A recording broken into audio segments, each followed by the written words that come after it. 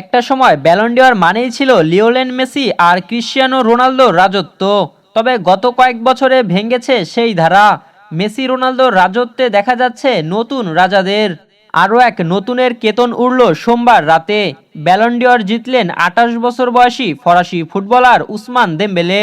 প্রথমবারের মতো বর্ষসেরা ফুটবলারের পুরস্কার জিতলেন দেমবেলে। এদিকে ষষ্ঠ ফরাসি ফুটবলার হিসেবে এই কীর্তি গড়েছেন পিএসজির ফরওয়ার্ড। আলোচনা বেশি ছিল লামিনে ইয়ামাল আর উসমান দেমবেলেকে নিয়ে। তবে আলোচনায় ছিল রাফিনহা, ভিতিনহা ও মোহাম্মদ সালার নাম। তবে শেষ পর্যন্ত লড়াইটা হয়েছে লামিনে ইয়ামাল ও দেমবেলের মাঝেই, যেখানে ইয়ামালকে হারিয়ে ব্যালন ডি'অর জিতেছেন দেমবেলে। গতকাল রাতে ফ্রান্সের প্যারিসে জমকালো অনুষ্ঠানে দেমবেলের হাতে তুলে দেওয়া হয় ফরাসি সাময়িকী ফ্রান্স ফুটবলের পুরস্কার ব্যালন ডি'অর ২০২৫।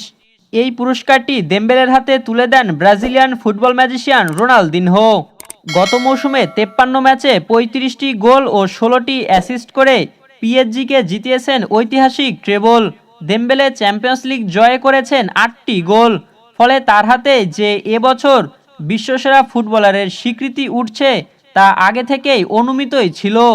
দেমবেলের এই জয়ের মধ্য দিয়ে তৃতীয়বারের মতো কোনো মুসলিম খেলোয়াড়ের হাতে উঠল ব্যালন ডি'অরের সম্মাননা। এর আগে মুসলিম খেলোয়াড় হিসেবে এই সম্মাননাটি উঠেছিল তারই স্বদেশি ফুটবলার করিম বেনজেমা ও জিনেদিন জিদানের হাতে। রাহুল আলামিন, বিডিআই স্পোর্টস।